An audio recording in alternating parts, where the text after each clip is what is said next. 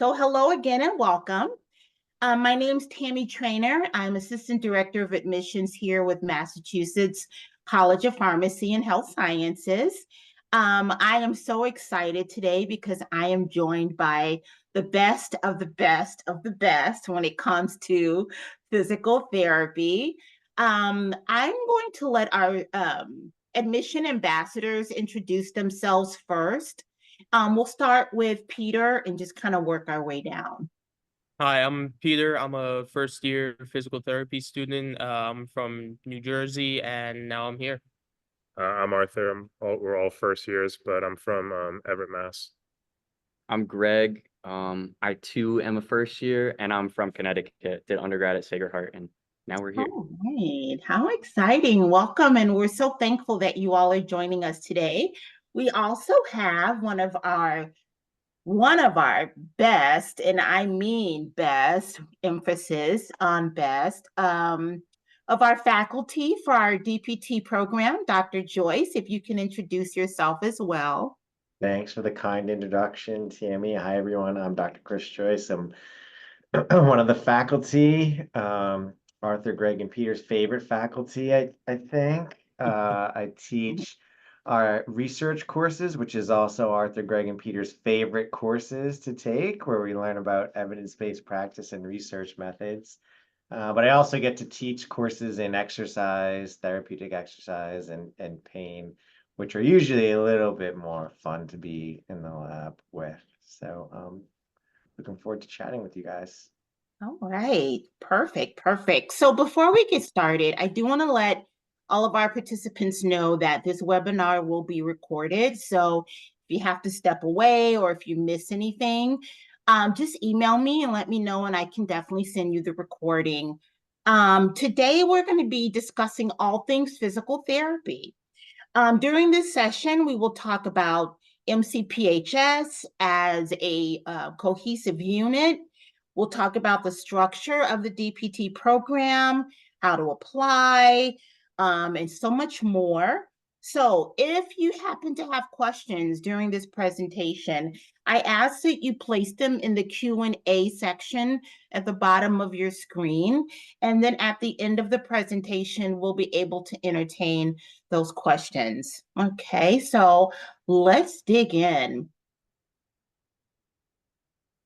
So I want to start out this presentation by giving some facts about MCPHS. So this is sort of a did you know? So did you know that 100 programs that we have are spanning through the healthcare space as a comprehensive healthcare university? That's right, we have 100 programs. It's a lot to choose from. Did you know that 16% employment in healthcare occupations is projected to grow from 2020 to 2030, much faster than the average for all occupations? Now, I know that it says US Bureau of Labor Statistics from 2021. So those numbers may be a little different, but nevertheless, healthcare occupations are very plentiful and definitely job security. Did you know that this past year we celebrated 200 years of preparing future healthcare leaders? So since 1823, we have been as a part of the healthcare. I just lost my train of thought. So let me start over. Did you know that we celebrated 200 years of preparing future healthcare leaders? Since 1823 is the oldest university in Boston and the second oldest pharmacy school in the country. We're definitely proud of that. Did you know that 7,500 plus students are enrolled from all 50 states and 74 countries? So we have a huge, diverse student population. And last but not least, did you know that clinical affiliations with world-leading medical institutions, including Brigham and Women's Hospital, Massachusetts General Hospital, Boston's Children's Hospital, and so many more are included in our clinical affiliations. And we'll definitely talk a little bit more about that at a later slide. All right, so this takes us to why MCPHS. So, these are some of the rankings that you will find once you research our institution.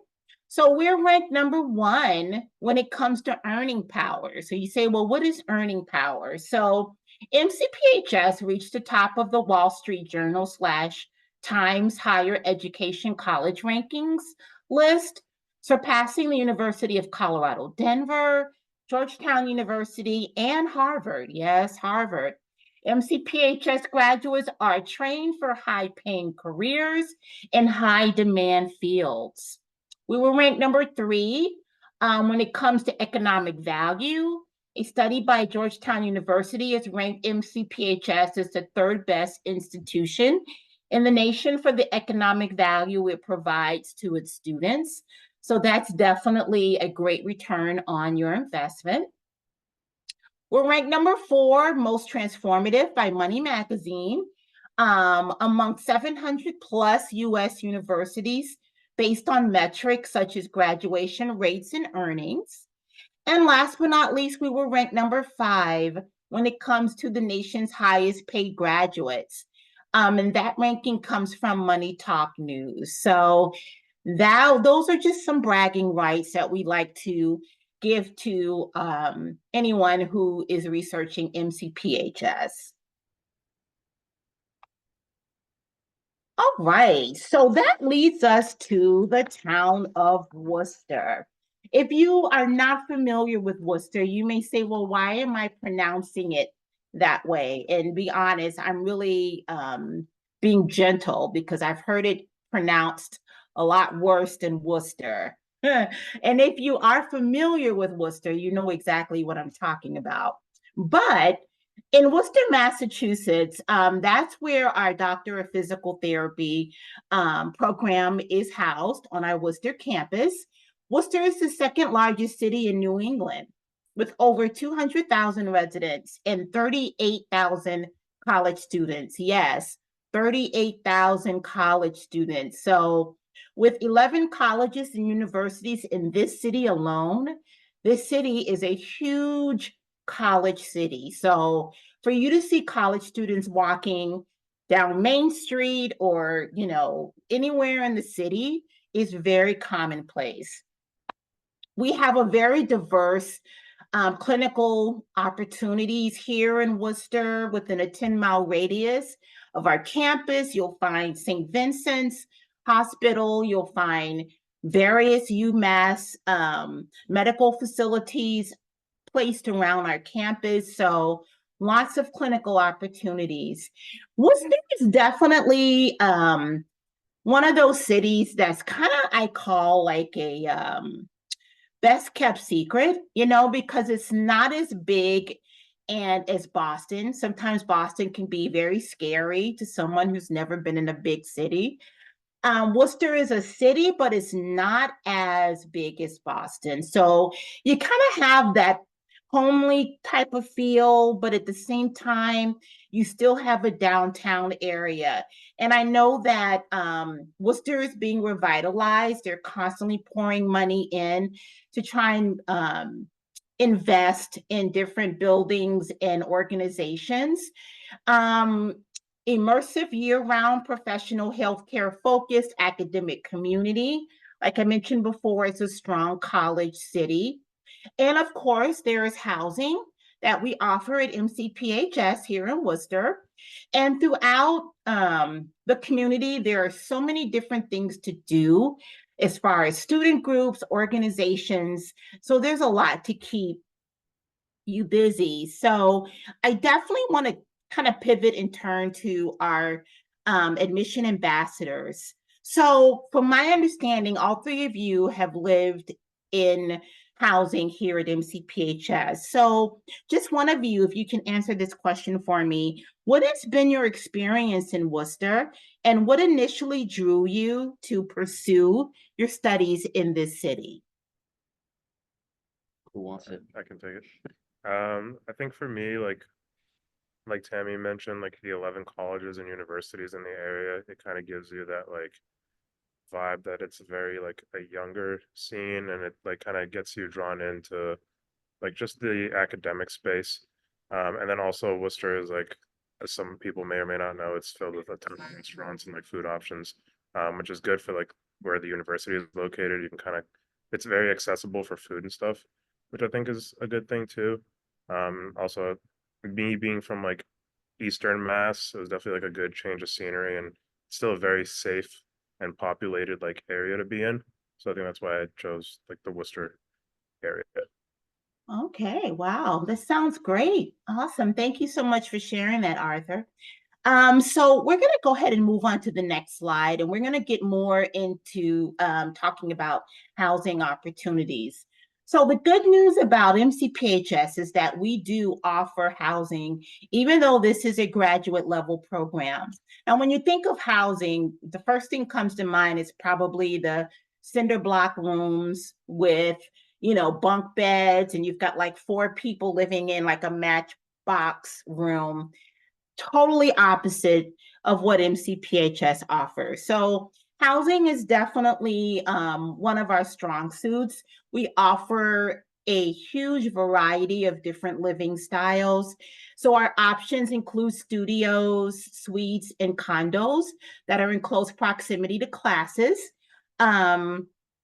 As it relates to the facilities, we do have a fitness center in our Foster building. There's various cafes that can be found throughout campus, study spaces, computer labs. And the good news is that if you are on campus, maybe you're studying after dark, and you would like to be escorted to your housing facility, public safety is more than welcome to do that for you. When it comes to affordability, MCPHS has competitively priced their housing options as it relates to the city of Worcester. The housing is considered uncomplicated because, number one, all of the housing comes with furniture, so they are fully furnished. So the good news is um, our student ambassadors who are joining us today didn't really have to worry about carrying a couch on their back or tables and chairs into their living quarters. Rent is charged once a semester to your account, and there are parking and local public transportation options available. So I want to turn back to our student ambassadors. Let's talk a little bit about housing. So my understanding is that all 3 of you have taken advantage of housing here in Worcester. Tell me how you've enjoyed it. Are there any pluses or minuses? Because, we want to be transparent and we want to be truthful. Talk to me a little bit about how has housing helped you, maybe even academically or socially? How has it been a plus for you? And anything else that you want to share with our participants when it comes to housing? Sure. So, all 3 of us have lived on campus for the first year classes. We all are locked in for a different place, but still school housing for the second year. And I would say that coming from in undergrad, I lived on campus for 2 years, and then we moved off campus and had to pay rent monthly. You had to pay utilities. Obviously, wasn't furnished. Coming back into like living on campus here and having everything like set in front of you so much easier is just so convenient because this workload in the program is a lot, and you want to put your full focus into that. So having to worry about being on time with rent payments and being on top of the cheapest utilities you can find that's offered. I remember that being a hassle last year when I was at Sacred Heart, and now it's so easy. You pay once a semester in bulk, and then you kind of just don't have to worry about it. So that's definitely very convenient. But aside from the payment side of it, it's actually very nice. It's not like dorm living like you'd think of in undergrad. It really is like apartments. Me and my friend Arthur here, we're lucky enough to go random and get placed with each other. We live right now at Lancaster Street, which is a 5-minute walk from campus. There's parking available, and if there's not parking available in the lot, there's street parking that's free all along that street. You'll always have your own bedroom, regardless where you are on campus. Any of our living options are you'll have your own bedroom. We have a shared kitchen and bathroom, but it's just the two of us. It's fine. There's a big living room. It comes with a couch, kitchen table, fridge. Everything you think of that you really need is there for you. I think the biggest thing that I moved in when I came was my TV. Aside from that, it was maybe clothes, chairs. Like it really wasn't. Everything is already there for you, so it's very easy. And depending on where you live, it doesn't really change like there's some that are a little bit further, but for the most part, you can always walk to campus, which is very convenient. And if you do choose to park at your lot, whether you're like living here at Lincoln or if you live at Salisbury, where we're gonna live next year, there's always street parking at school too. So you're not like stuck to walking to campus, even though it's a quick walk. If it's like pouring one day, you'll always be able to come here and pay like $3 to $5 or something to park there for the day, which isn't really a lot if you look at the impact. I don't want to walk in like a snowstorm or anything. So everyone's very close. The living quarters very nice. They're clean, and it's just very convenient. All right. Yeah, I'm glad you mentioned about the weather because that's a question I get a lot is, what if there's a snowstorm in the middle of winter? Am I still going to have to walk? So I assume that there's also public transportation in the city of Worcester, right? Okay, Yeah. I just wanted to confirm that. And I know, Peter, your housing situation is a little different. Can Yeah, you so share with us? I currently live in the Lincoln building, which is actually connected to all the academic classrooms and the academic building. So for me, it's been great living here because it's so easy to get to and from class. I could stay late studying, and I know my room is a 2-minute walk away, just through the building and up the elevators. Um, it makes things very easy for just class wise. You have your own room to yourself, closet, bathroom. There's a shared kitchen on the top floor, which there's always space in there. It's never fully taken up and it's kept very clean by the staff around the building. Um, Also, living here is much easier because it's just you don't need to worry about any of the outside stuff. You have parking garage to yourself, not to yourself, but like shared for people who live in this building. And it's accessible 24/7. So you just swipe your key card in and the security sees who you are, they let you in, and it's very convenient for just knowing you're always around class and you're never going to be late, you're never going to have trouble getting to class. But it's also nice because all the other housing options are very close by, so you're never too far away from some of the friends you're going to make at different housing places. And you're also located like right in the middle of Worcester, so it's very easy to go get something to eat, get a cup of coffee, or go find something to do. It's also located right next to the police station, so it's very safe if you do need to walk to your car or walk somewhere else. You're right by one of the most secure areas in Worcester.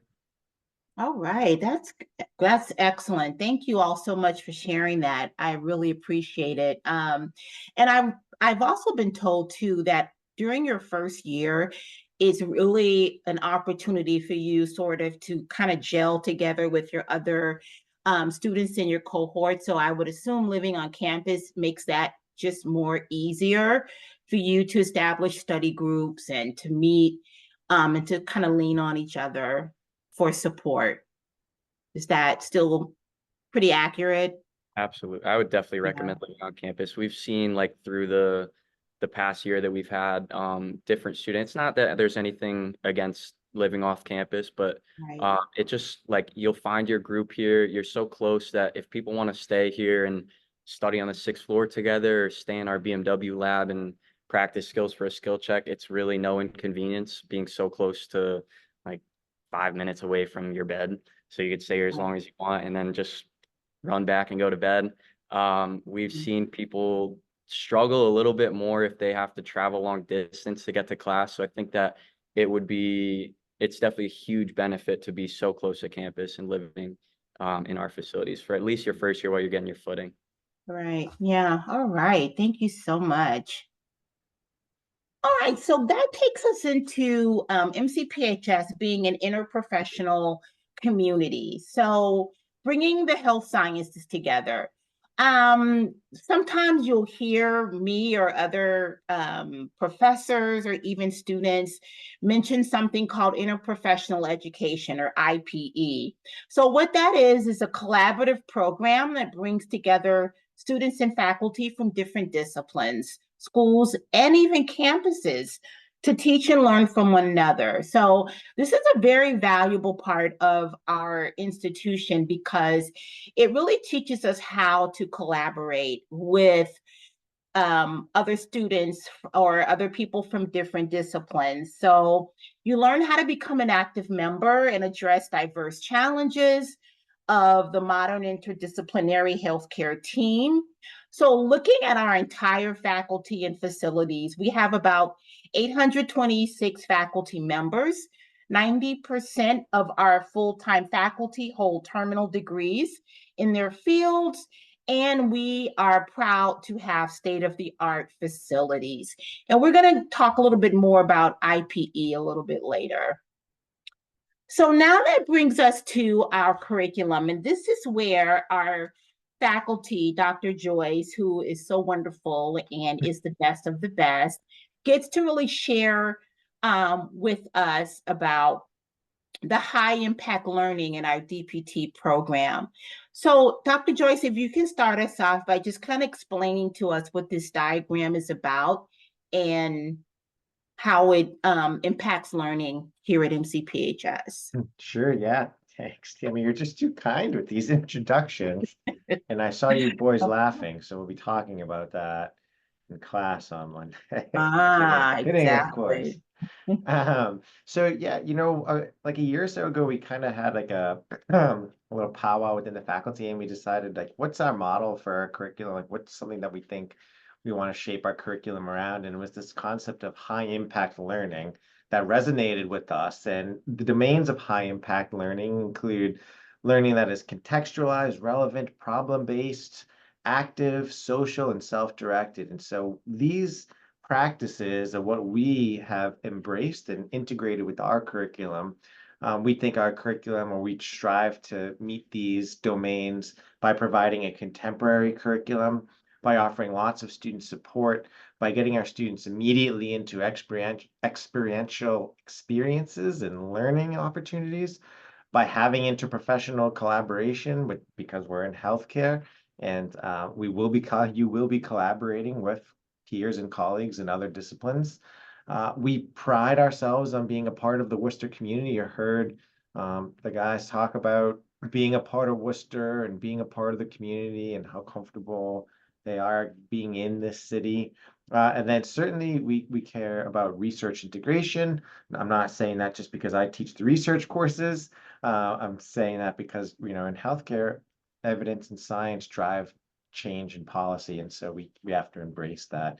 So as we go through these slides, I'll unpack each of these domains a little bit farther into how we expand on these different components of high impact learning. Go ahead, Tammy, next slide, please. So here's an overview of the curriculum. It's 3 years, it's 8 semesters, it's a year round. So students are with us on campus for 2 years. In the first year, we have our foundational courses, anatomy, kinesiology, motor control, research. And then our second year, we focus more on our clinical courses. So the domains of the systems of musculoskeletal, neuromuscular, thorax, pediatrics, and some other ones. That's when they're learning more the clinical aspects. So it's a foundational science, basic sciences, and then you build on that to the clinical components. And then your third year, we welcome you out the door to your clinical experiences, and we see you again a year later and celebrate your success on clinical and celebrate your graduation into the profession. Next slide, please. Hmm. This is a busy slide. This is our schedule. It's not the most accurate depiction of the schedule because it's broken up into chunks of labs. So like if you look at just the Monday lab section, the DPT1, so that's the column on the left-hand side, you see that there's 2 lab sections. So you would be in one of those lab sections in the morning, either 8 to 10 or 10 to 12, and then in the afternoon, those are classes and you'd have both of those classes. And then that pattern kind of repeats itself throughout the week. What I wanted to call your attention to, though, is on Wednesdays and Fridays. So that's your ICE, which is your integrated clinical experiences. So that's a course that you take, you register for it. It's a course within the program. You start with it your very first year. And that is where we introduce you immediately into observing and applying physical therapy skills in different settings of different clinical settings. So I'll talk about that a little bit more in a couple slides. Go ahead, Tammy, next slide, please. DPT school, regardless if you're at MCPHS or at another university, it's rigorous. It's a challenging program. It takes a lot out of you. It's very demanding. The guys can definitely attest to that. They're in the midst of it right now. That it's just not a slog because it's not negative, but it is hard to get through. It's a challenge, unlike most people's undergrad. And so to make sure that you're successful going through the school, going through our program, we offer these like 2 tiers of support. The first is at the programmatic level. So all students, you will be assigned to a faculty, we call them faculty coaches. So I'm a faculty coach, and you're assigned to, all of you will be assigned to one faculty coach. Like Peter has the distinct honor of being one of my advisors, or maybe I have the distinct honor of being Peter's coach. And then Arthur and Greg, they have different coaches who are also great. And we meet regularly, like we get to know each other pretty well. We meet. Especially in the first semester, we're meeting pretty regularly. I'm getting to know, Peter's ambitions for being a physical therapist, his background, where he comes from, type of supports he has, any external challenges he might be facing just from the start. And then all throughout the rest of the time in the program, we're meeting continually. And now we're talking about those things and also talking about if there are any academic challenges that he's having, any challenges within the program that he might be facing. And then definitely as we move towards the end of the program, where are we going and how do we get you into the career and into the job that you want to do? And so we start shifting the conversation a little bit that way. From a more academic standpoint, we have tutors who are successful, who are students and who are successful in our program, who come back 1 to 2 years out, and they serve as professional tutors and offer tutoring services to our students. And then we have peer tutors, which are students who are a year older than you, or sometimes 2 years older than you in terms of the cohort, like at our DPT3s and our DPT2s, and they provide tutoring to the younger classes or to the classes below them. So the D3s can tutor the D2s and the D1s, and the D2s can tutor the D1s. Our adjunct faculty are all experts. We have a great network of adjunct faculty. We work really hard to have a diverse representation of our adjunct faculty, diverse in the sense of their backgrounds, but also diverse in the sense of their clinical practices. And then, things don't always go the way that you expect in DPT school, and that's okay.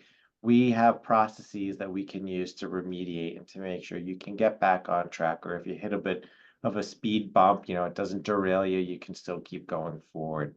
And so we work really hard at creating a supportive remediation process. The university also offers support, so that's like the second tier, and they offer supports through the Center for Academic Success and Enrichment. And then, of course, we have an Office of Student Access and Accommodations, where students who might have had accommodations like longer test taking times or note takers or hearing accommodations, quiet room accommodations. So we work very closely in ensuring that students continue seamlessly with those types of accommodations, or sometimes when students begin graduate school, we find out that they actually need accommodations, and so we work closely with that the university department to make sure that we can get those in line quickly and effectively. Go ahead, next slide, please, Tammy. After you get through our program, after you go through our program, you have to take the board exam. So that's the National Physical Therapy exam, which is the NPTE. It's a bear of an exam. It's 250 questions. It's 6 hours long. It goes from, the basics of anatomy and physiology to complex care in the ICU. And so that's hard, especially when you've been out in clinical for a year. You've been away from the books and the studying. So in your third year, you will take a 15-week course to prepare you for that board exam. You'll take lots and lots of practice exams, like full-length 200-question practice exams. We'll do item analyses. We'll identify any areas of weaknesses, and we'll figure out a plan to remediate that. And then certainly after you graduate, you don't take the boards typically until July. And we keep tabs on you there, how things going, how, what can we do to support you? Here's some resources. Here's a new podcast that I found that might be helpful. So we continually send you resources, even though you're not under our roof anymore. And then, a lot of our students, they think beyond the boards. It's like, yeah, we're passing the boards. What's next? Do I want to look at residency or fellowships? Do I want to just go into practice? Am I interested in looking at different areas of research? Do I want to go on and get my PhD and do and continue on in the academia side? And so we, have those conversations with students, and we have university supports to do that as well. Go ahead, Tammy, next slide, please. So here's our integrated clinical education. So to recall, on that schedule, I said on Wednesdays and Fridays, you have ICE, Integrated Clinical Education. And this is what we really pride ourselves on, the relationships that we've had and the community that we've built and the clinic that we have inside our 10 Lincoln building to get our students immediately integrated into clinical practice. So in year 1, year 2, you have these ICE experiences, and you have observation experiences and application experiences. So observation experiences are experiences where the level of care is a little bit too complex for you to be applying skills in your first year of year 1. So in those instances, it's just about you observing the PTs and the PTAs and asking questions and learning. And then our application sites, which also occur in year 1 and year 2, is where you are the one designing and implementing exercises and treatments for patients in different settings. Go ahead, next slide. And so this is just a small sample of some of the sites that we have relationships with. So some of the hospitals around here, like Beth Israel and St. Vincent, some of the private practices, some of the rehab settings. We have students who go to schools, early intervention sites. We have students who go to sites where people have had brain injuries, or day habs for people who have cognitive, intellectual, or physical disabilities. So it's really a great mix of clinical sites, and we really want to get you in there and we get you guys in there as soon as possible so that you're immediately starting to build skills and gain experience and work on just basics, even like communication skills with patients. Almost unanimously, when we ask students what's a strength of our program, it comes back to this, the ICEs. Next slide. Our favorites, our site, well, I should say it's our favorite site, but kind of our flagship site is the Balance Movement and Wellness Center, our BMW Center, because that's housed in the building that we're in right now. So it's housed in 10 Lincoln. It's right below us. It's in our physical therapy lab. And we bring people from the community. So it can be people who have had like knee replacements, hip replacements, and they need additional support, or Parkinson's or stroke patients, and they need additional care. And so they come to our BMW center, and our DPT students mentor our DPT-1 students and help them develop plans of care, help them conduct examinations, collect data on standardized outcome measures, then implement the plans of care. So it's always like a proud moment when we, as faculty, kind of stroll through the BMW and we see our DPT2 students teaching the DPT1 students the stuff that we taught the DPT2 students. It's like a great little circle of education, and it's a warm feeling as a faculty to see the students. So next slide. And then probably our favorite thing to do is this tunnel of love. Can you play it, Tammy, and see if I they can sure play it? can. Yeah, so this is when we get to celebrate our participants and thank them for providing us the opportunity to work with them and learn from them. And we should, we like to shower them with love, we call it, through our tunnel of love, and again celebrate the work that they've done, and offer our gratitude for that, for providing such great learning experiences to our students. Next slide, please, Tammy. I can watch that woman sashay down the I tunnel know, of love all right? day. We are in a healthcare university, and when you walk around our university and our halls, there's parts of it that look like you're in a hospital, and that's intentional because being a healthcare provider in a hospital can be a bit stressful. And so we have labs that look like the ICU, because being in an ICU, not that I'm an ICU practitioner, but it's overwhelming, it's stressful. And so we want to try to do that and also have a little fun. The bottom middle picture is not how we teach our students to transfer their patients. Um, but I think they're having a good time, and I do believe that mannequin is safe, and made it safely to wherever destination they were going via bed or wheelchair somewhere else. Next slide. And like I said, because we're in a healthcare university, we have the opportunity to interact with other healthcare professionals. And that's what we consider our interprofessional education. And so these are large scale, like 400 student learning activities where we get our students together from pharmacy and occupational therapy and optometry, acupuncture, and we work through different types of scenarios. So the one that I just did with students was opioid use disorder, and what's the role of the PT, and what's the role of the pharmacist, what's the role of the nurses, what's the role of the occupational therapist in preventing opioid substance disorders. And then there's other ones like community health screenings and falls awareness. This picture down the bottom is dementia sensitivity training. So how do we help our students learn how to be sensitive to the needs of a patient who has dementia and can't see and can't touch, and what's the role of the pharmacist and what's the role of the PT, and so on and so forth. Go ahead, Tammy. Go ahead. Yeah, well, I wanted to turn just really quickly to our student ambassadors. So you all have participated, from my understanding, in at least one of the IPE activities. If anyone wants to share with us, like, what your experience was like and how did it better prepare you for to become a licensed physical therapist?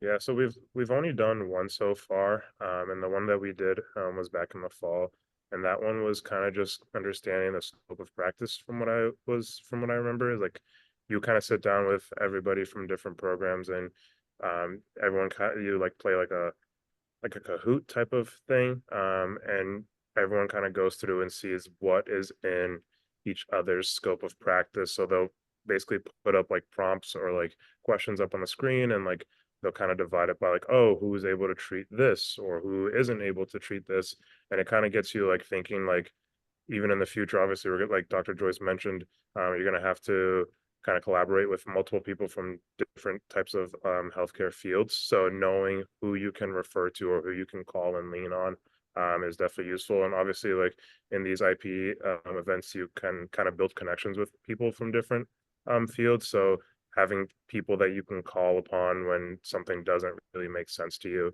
and kind of get somebody else's perspective is kind of a benefit to these events. That's great. That's great. Thank you. Well said.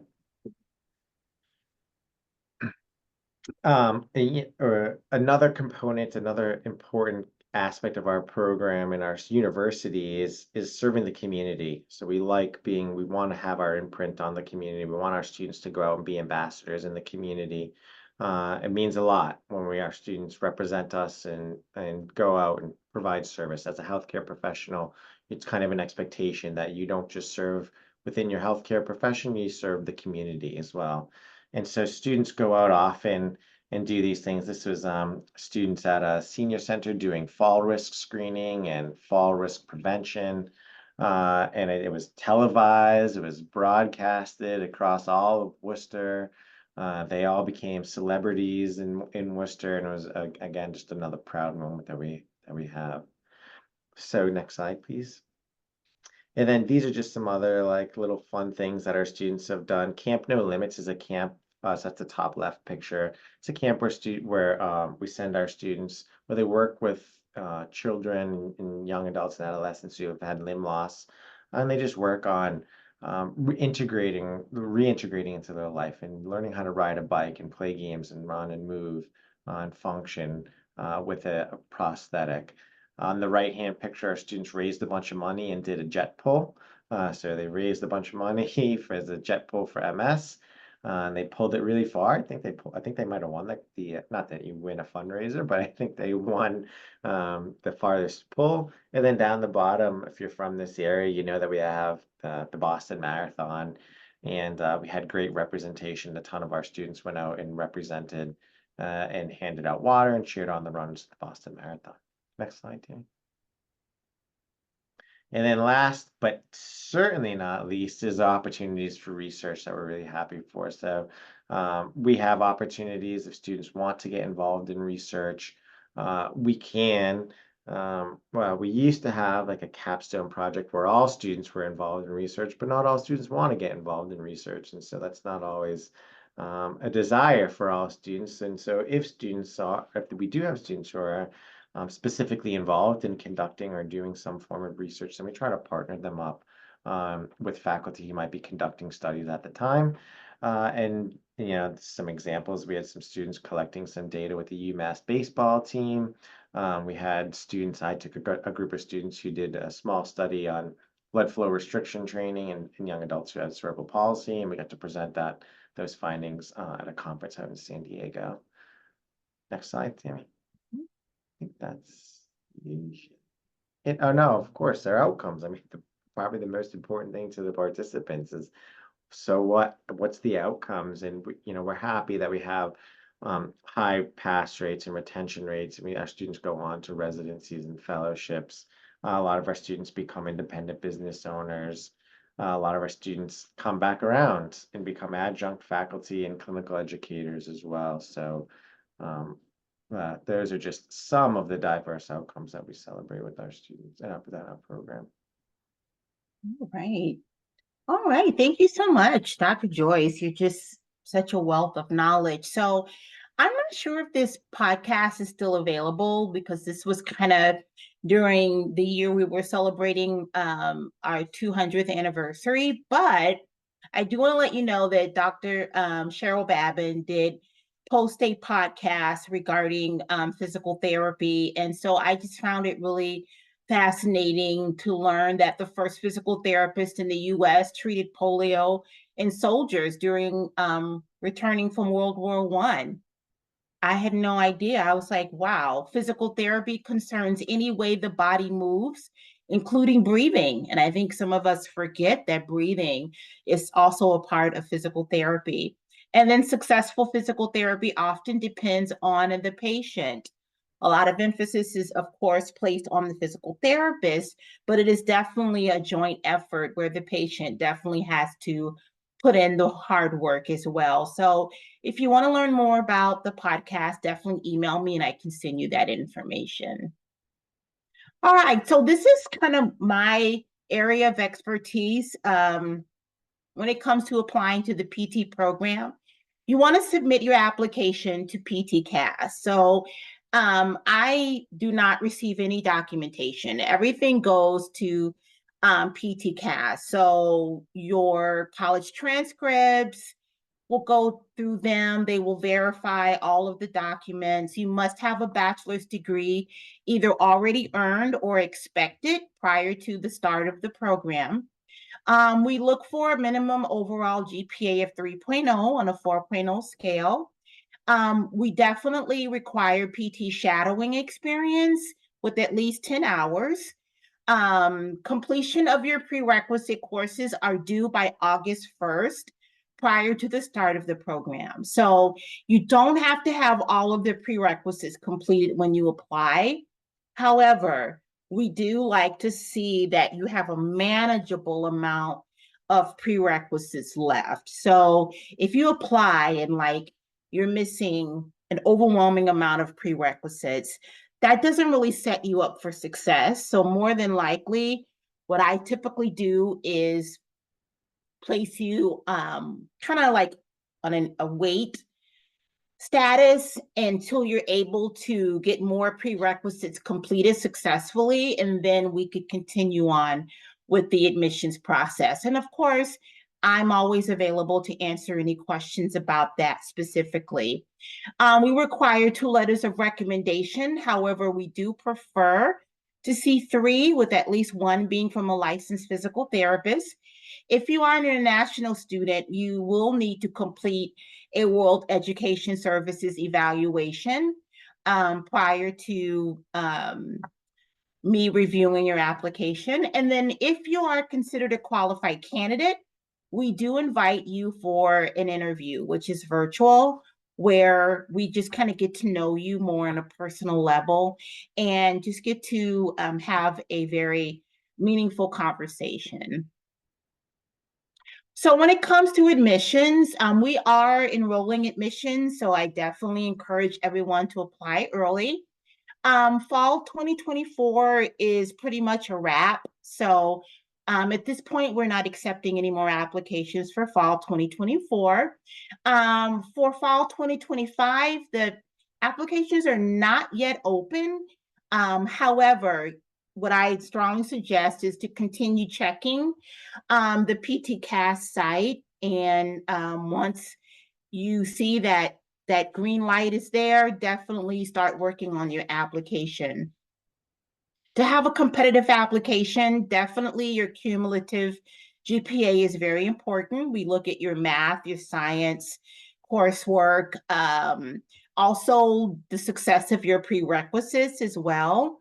We definitely want to make sure that you're meeting those prerequisites successfully. Explaining your interests, your experiences, your motivation, that's all really important in your application, as well as your interview, where you get a chance to verbally express those.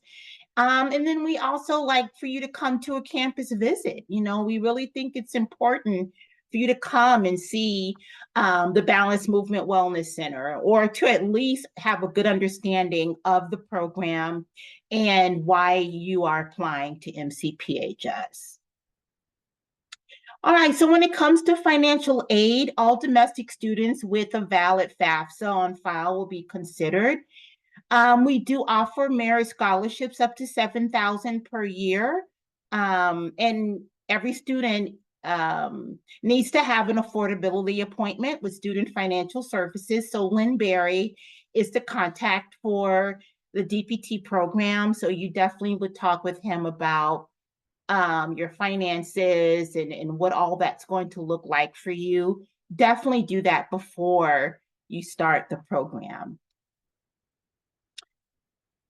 And we hope to welcome you to our community soon. I mean, we are excited for individuals that are interested in MCPHS.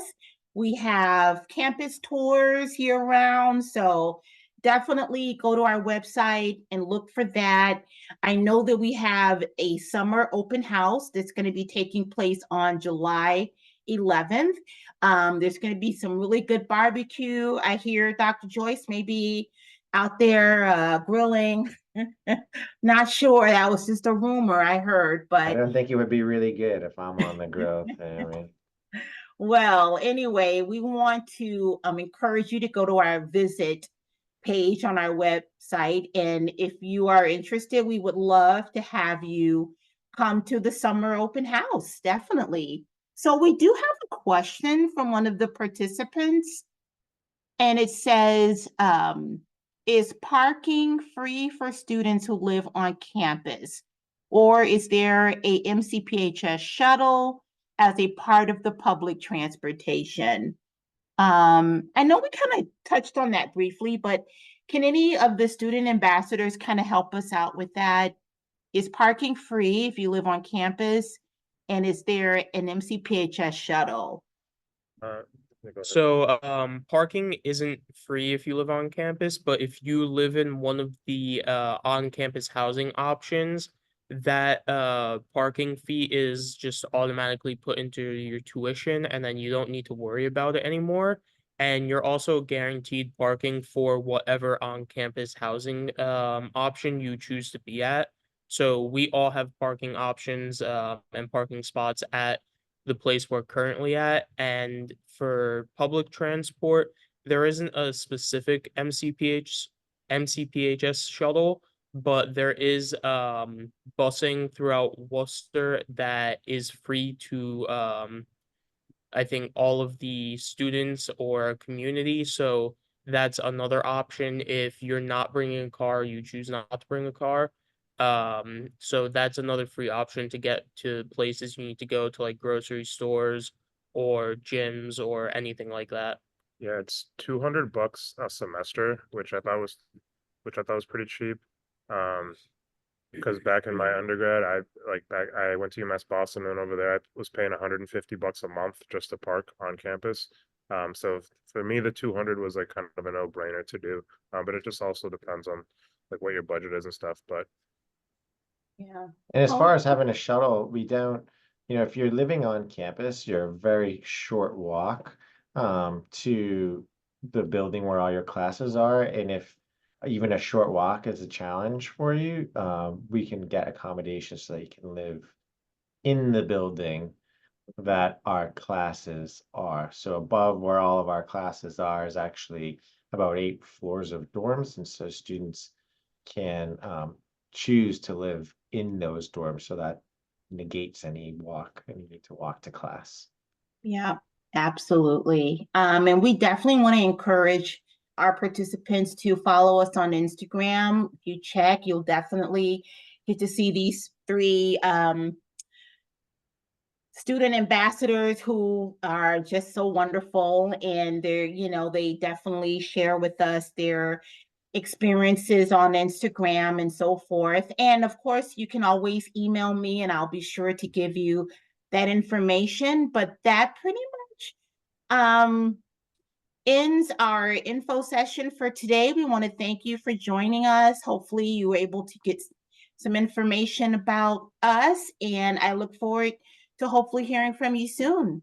Have a good evening, sorry. It's been a long day. Thank you so much. Have a good evening. Bye-bye.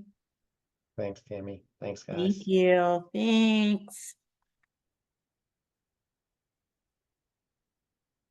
All right. See you guys later. Thanks, Tammy. See you guys. Bye. bye.